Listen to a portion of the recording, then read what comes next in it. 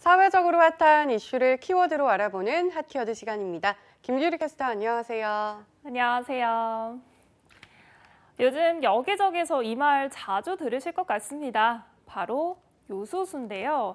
처음엔 이게 뭐야 싶었는데 알고 보니까 택배차도 구급차도 멈춰 설 수 있다는 요소수 대란. 대체 요소수가 뭐길래 이 난리가 난 걸까요? 핫키워드에서 짚어보죠. 네, 맞습니다. 한 번쯤은 모두 들어보셨을 것 같은데요. 요소수가 부족해서 난리가 났는데 정확히 요소수가 뭘까요? 겉보기에는 물이랑 전혀 다를 게 없어 보이는 이 요소수, 석탄에서 암모니아를 추출해서 만든 요소에 물을 섞은 건데요. 비교적 최근에 나온 경유차 대부분은 이걸 넣어야 됩니다. 경유차는 질소 산화물이라는 오염물질을 내뿜기 때문에 이걸 깨끗한 물과 질소로 분해해주는 SCR이라는 장치가 탑재되어 있는데요. 이 장치를 작동시키는 데 필요한 게 바로 이 요소수입니다. 그렇다면 요소수가 떨어지거나 부족해지면 아예 경유차는 운행이 불가능한 걸까요? 네, 맞습니다. 2015년 이후에 나오는 경유차는 환경 규제에 따라서 SCR이라는 질소 산화물 저감 장치를 장착했는데요. 이 질소 산화물을 저감시킬 수 있는 원료 자체가 바로 요소수입니다. 환경 규제가 엄격해진 뒤로 일부 차는 요소수 없이는 시동도 안 걸리게 돼 있고요. 속도를 못 내도록 설계돼 있어서 아예 고장이 날 수도 있는 거죠. 승용차는 평균 주행거리 15,000km마다, 화물차는 300에서 400km마다 넣어줘야 되는데요. 경유를 넣는 승용차 SUV 운전자들도 걱정이 많은데 더 큰 문제는 화물차입니다. 큰 화물차는 휘발유 엔진보다 힘이 좋은 경우 엔진이 대부분이거든요.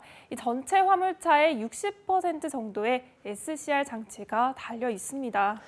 그런데 왜 갑자기 이 요소수가 풍기 현상을 빚고 있는 걸까요?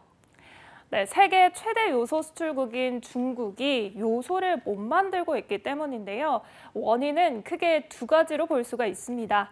요소는 석탄이나 천연가스에서 뽑아내는데요. 중국에서 석탄이 부족해졌습니다. 중국은 최근 호주와의 갈등으로 호주산 석탄 수입을 막았기 때문인데요. 그럼 중국 내 석탄은 안 되나 이런 의문도 들 텐데 이 자국 내에서는 환경 규제 때문에 석탄 채굴을 못해서 석탄이 부족한 겁니다.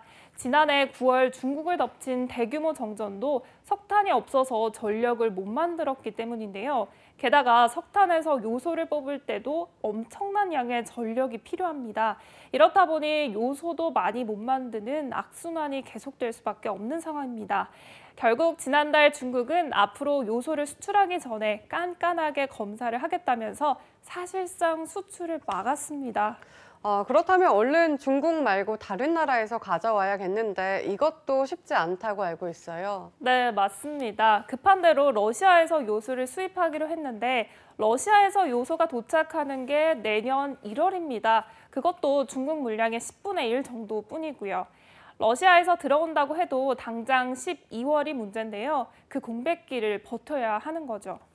네, 발등에 불이 떨어진 요소수 품귀 사태 진화를 위해 정부도 부랴부랴 대책 마련에 나섰는데 어떤 안들이 나와 있을까요?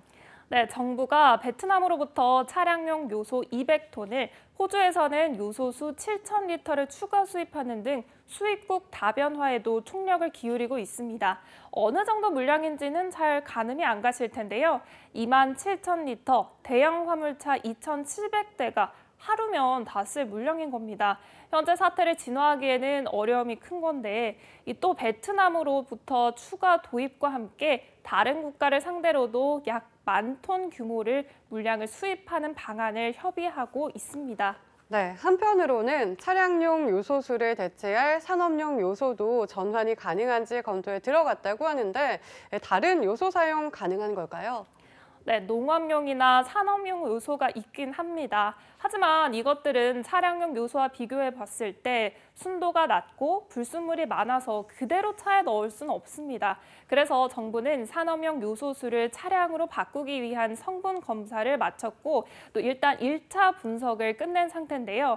차량 주행 시험 중인 상태입니다. 문제는 산업용 요소수는 차량용과 촉매부터 요소 함량까지 다 다르다는 겁니다. 차량이 망가질 수도 있다는 우려도 있습니다. 환경부에서도 산업용 자체도 장기간 사용할 수 있는 양이 아니라고 보고 단기간 조치라고 설명했습니다.